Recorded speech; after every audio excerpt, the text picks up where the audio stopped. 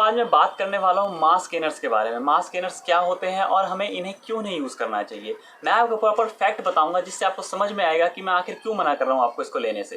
तो सबसे पहले बात करते हैं मास गेनर्स होते क्या है। मास गेनर्स कुछ नहीं होते हैं, सिर्फ और सिर्फ कैलोरीज होती हैं। इनमें प्रोटीन कंटेंट बहुत कम होता है और कार्ब का कंटेंट बहुत ज़्यादा होता है।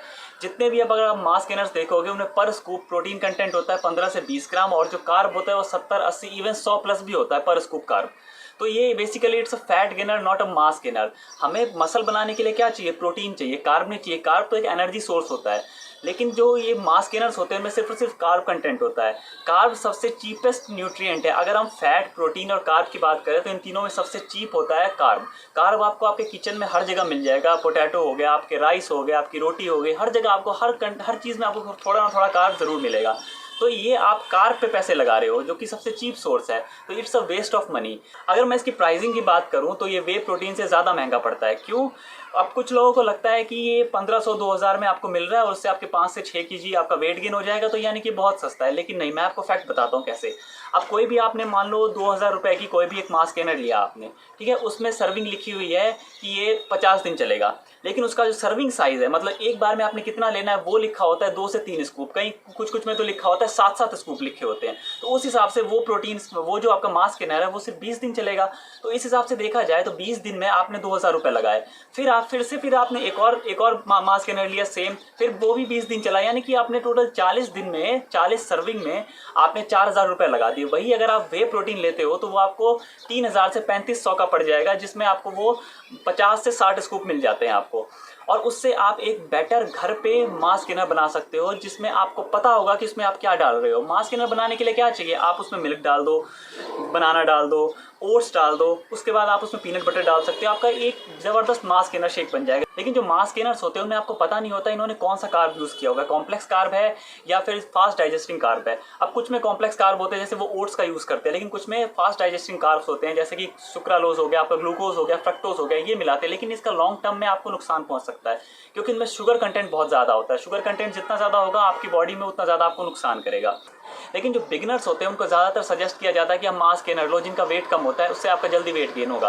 लेकिन ऐसा ज़रूरी नहीं है, क्योंकि जो बिगनर्स होते हैं वो अगर थोड़ा सा भी कुछ भी ठीक से अगर डाइट फॉलो करते हैं, एक्सरसाइज करते हैं, तो उनका जल्दी वेट गेन होता है। लेकिन उनको बार बार सजेस्ट किया जाता है कि आप वेट गेनर लो, वेट गेनर लो। तो ऐसे ज़रूरी नहीं है कि सिर्फ वेट गेनर लेने से ही वेट बढ़ेगा। अगर वो सही डाइट लेगा और घर पर ही अपना मास गेनर शेक बनाएगा तो उससे उसका वेट ऑटोमेटिकली बढ़ेगा। अगर फिर भी कोई सप्लीमेंट आपने लेना है तो आप वे प्रोटीन ले सकते हो। वे प्रोटीन के साथ आप क्रिएटिन ले सकते हो। हाँ, कुछ मास गेनर्स में क्रिएटिन होता है जो वेट गेन करने में काफ़ी हेल्प करता है, लेकिन वो क्रिएटिन कंटेंट जो होता है बहुत कम होता है। क्रिएटिन भी है जो चीपेस्ट सप्लीमेंट माना जाता है, मतलब कि 500 से 600 रुपये में आपको 40 to 50 सर्विंग्स मिल जाती है क्रिएटिन की, अगर आप 3 ग्राम लोगे तो क्रिएटिन भी अगर आप अपनी डाइट में वे प्रोटीन के साथ ऐड कर दोगे तो उससे भी आपका वेट गेन होगा। आपको मास गेनर लेने की ज़रूरत नहीं है। अब कुछ लोग शुरू में मास गेनर्स बहुत ज़्यादा यूज़ करते हैं, जिससे क्या होता है उनकी बॉडी में बहुत जल्दी वेट गेन होता है, जिससे क्या होता है स्ट्रेच मार्क्स।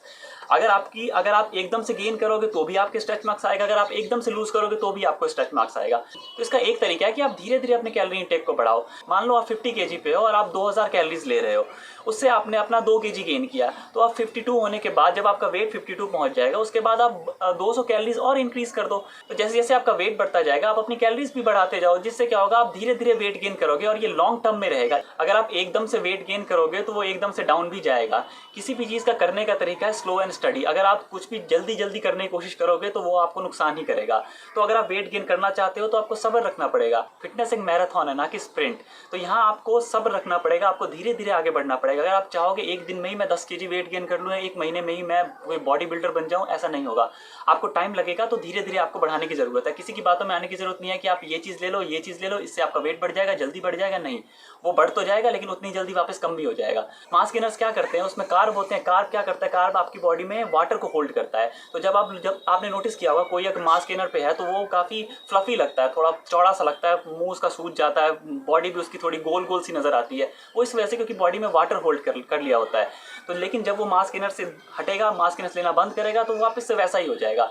तो यही तरीका है कि आप अपना धीरे धीरे अपनी कैलोरीज को बढ़ाओ, एकदम से लेने की कोई ज़रूरत नहीं है। तो मेरा कहना ये है कि आप मास गेनर मत लो, इससे बेटर है कि आप एक वे प्रोटीन लो, जिससे आप घर बैठ के आप एक बहुत बढ़िया मास गेनर शेक बना सकते हो।